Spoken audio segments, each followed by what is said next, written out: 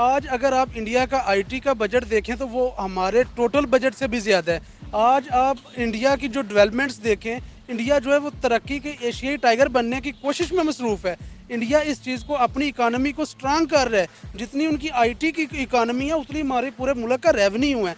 इन चीज़ों की इमरान खान साहब मिसाल दे के कहते थे कि जनाब वाली ये चीज़ें हैं जहाँ पे हमें जिद्दत लानी पड़ेगी, हमें अपने मुआशरे में, हमें अपनी तालीम में स्किल्स लेके आनी पड़ेंगी, हुनर सिखाना पड़ेगा। बजाय हम डिग्रियां बांटे उससे बेहतर ये है कि हम स्किल्स वाली एजुकेशन दें। इसके नरेंद्र मोदी साहब का जहाँ तक उनका बहुत तो हम उनकी गवर्नमेंट में इंटरनली इन्वॉल्व तो नहीं है, लेकिन ये है कि जो चीज़ें हमें नज़र आती हैं they are governing their country much better than the Shahbaz शरीफ।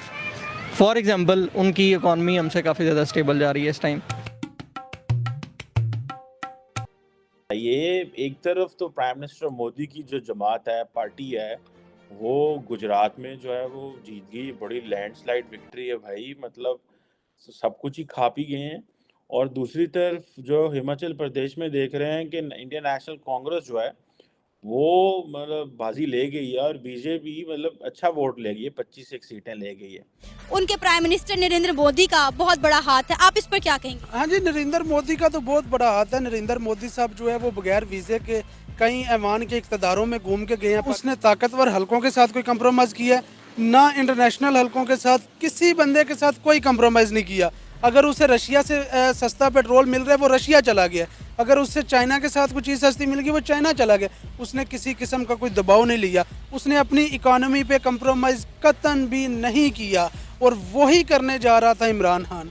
लेकिन इन लोगों ने ये जो आज साहब इक़्तिदार बने हुए हैं, इन्होंने उसके साथ क्या अशर नशर किया। सिर्फ दो चीज़ों का डिफरेंस है। इंडिया में ताकतवर हल्के जो हैं वो डेमोक्रेटिक हल्कों को तंग नहीं करते, इंडिया में ताकतवर हल्के डेमोक्रेटिक हल्कों में मुदाखलत नहीं करते, और पाकिस्तान में मुदाखलत भी होती है, रजीम चेंज भी होती है, और हमारी मैशियत की तबाह होने की सबसे बड़ी वजह भी यही है। अच्छा, हम इंडिया को देखकर कुछ सीखते क्यों नहीं है? आपने बोला कि नरेंद्र मोदी ने अपने मुल्क की मौशियत को लेकर, अपने मुल्क की तरक्की को लेकर कंप्रोमाइज़ नहीं किया। हमें भी 75 साल हो गए हैं बने हुए, लेकिन हम कहाँ पे स्टैंड कर रहे हैं? हमारे सियासतदानों ने इन 75 सालों में हमारे मुल्क के लिए क्या किया? बेरोज़गारी आप देखें कितनी है हमारे मुल्क में। हमारे मुल्क में कोई इन्वेस्टर आना पसंद नहीं करता। एक अमेज़न आया, हमने उसके साथ क्या किया? इतना फ्रॉड किया कि वो बेचारा सब कुछ उसने अपना लपेटा और बाहर दोबारा चला गया। फिर हम लोग कहते हैं कि जी हमारा मुल्क तरक्की नहीं कर। सुना है G20 का भी इस्तेमाल कर रही है प्राइम मिनिस्टर मोदी की गवर्नमेंट एज 2024 का इलेक्शन लड़ने के लिए, और ये भी बातें की जा रही हैं कि शायद इस दफ़ा जो 2024 का इलेक्शन है वो इंडियन अवाम को ये बताया जाएगा, देखो कि नरेंद्र मोदी के दौर में इंडिया का ग्लोबल ऑरा और ग्लोबल रेपुटेशन बड़ी बढ़ गई है, लेकिन एट होम तो बहुत सारे चैलेंजेस हैं, फाइनेंशियल हो, मैक्रो इकोनॉमिक इंडिकेटर इंडिया के सही है, लेकिन उनकी एज देखिए और एक्सपीरियंस देखिए, और ऐसा कोई दूसरा लीडर आपको इंडिया में दिखे था, है या होगा? आज की डेट में तो नहीं है। अगर कोई है तो मुझे नाम बताइएगा, तो फिर मैं बात मानूंगा। There is no leader, understand. मैं प्रैक्टिकल बता रहा हूँ, मैं ये नहीं, मैं सब्जेक्टिव पैरामीटर्स पे बात नहीं कर रहा। पहली बात ये। दूसरी बात, अब गुजरात की बात करें। गुजरात में ये 7वां इलेक्शन होगा, and after this election the Gujarat will be ruled by BJP for 32 years.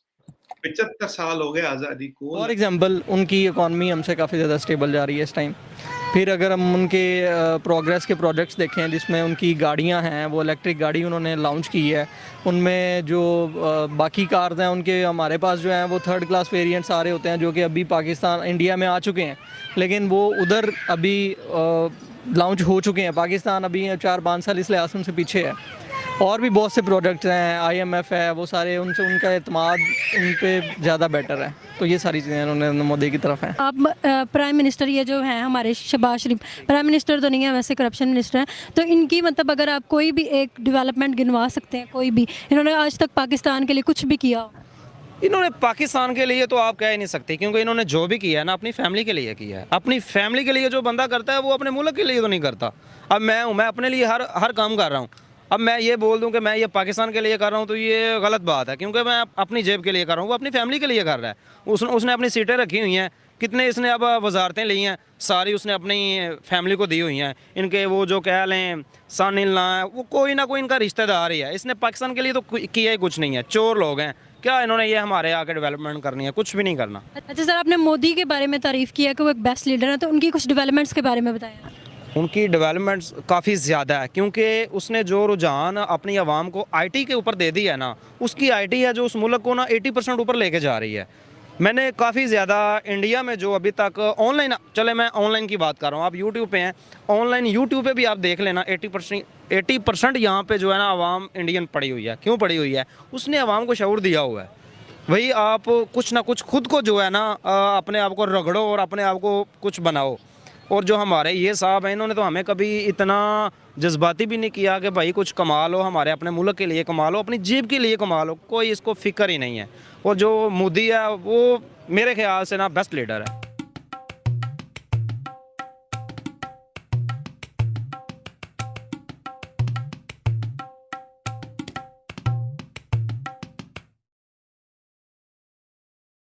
है कि पाकिस्तान टेक्निकली डिफॉल्ट हो चुका है या उस लिस्ट में चला गया है? आप क्या समझते हैं, वाकई में इस तरह की बात है? इसलिए कि पाकिस्तान गरीब लग रहा है या पाकिस्तान के पास लग रहा है पैसे नहीं, लेकिन पाकिस्तानियों के पास ऐसा नहीं लग रहा कि पैसे नहीं, आराम से ट्रैवलिंग भी हो रही है, कभी अमेरिका, कभी यूरोप, कभी गल्फ। तो आपका क्या ख्याल है कि वाकई में ऐसा है कि पाकिस्तान के पास फंड्स खत्म हो गए? देखिए पाकिस्तान ये जो बात है कि पाकिस्तान की सरकार गरीब है, ये तो बात ठीक है। देखिए ना, $6.7 बिलियन के फॉरेन एक्सचेंज रिजर्व है, $5 बिलियन के प्राइवेट बैंकों के पास डॉलर पड़ा हुआ है। सो 12-12.5 अरब डॉलर पड़ा हुआ है 230 मिलियन की आबादी के पास, जो कुछ भी नहीं है। ठीक है जनाब, तो ये तो हमें समझ आ रही है कि हमारे लिए बड़े चैलेंजेस हैं when it comes. Technically default कर चुका है, बिकॉज उसकी वजह यह है कि जो गवर्नमेंट के पास जो पैसा है वो तो सारा कर्जे का पैसा है। वो तो $3 बिलियन की एक फैसिलिटी सऊदीज ने दी, आज वो निकाल लें तो पीछे कितना रह जाएगा? $4 बिलियन। कुछ चाइनीज निकाल लेंगे, वो और पीछे कुछ भी नहीं। सो हमारा अपना तो पैसा है ही कोई नहीं है। सो प्राइवेट बैंकों का 5-1 अरब डॉलर रह गया, जो रह गया, बाकी स्टेट के पास तो कोई पैसा नहीं है।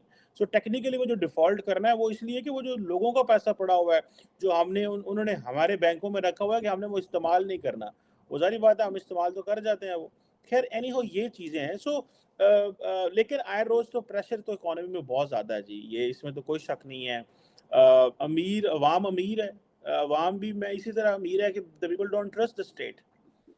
कल भी मैं किसी से बात कर रहा था कि हम लोग why don't we pay taxes the way we should पे।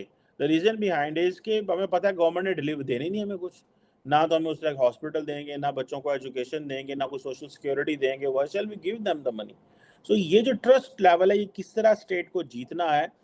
देखिए ये सारी, जिसे वो कहते हैं ना, कोई गाड़ी ख़राब हो जाती है या कोई मोटरसाइकिल ख़राब हो जाता है तो कहते हैं इसको मैकेनिक के पास लेके और इसको ओवरऑल करके लाओ, इसका इंजन ओवरऑल करके लाओ। तो भाई ये this is what we have to, overall करना पड़ेगा सारा मुल्क, और उसके लिए सारी पॉलिटिकल लीडरशिप को बैठना पड़ेगा, फौज को बैठना पड़ेगा, एक लॉन्ग टर्म जिसे कहते हैं ना तय करना पड़ेगा where we have to go. Otherwise तो जिस तरह की हम बातें कर रहे हैं ऐसी कर रहे हैं कि जैसे 1-2 दिन की बातें हो रही हैं। मुल्क तो ऐसे नहीं चलते, the nations go for decades and centuries.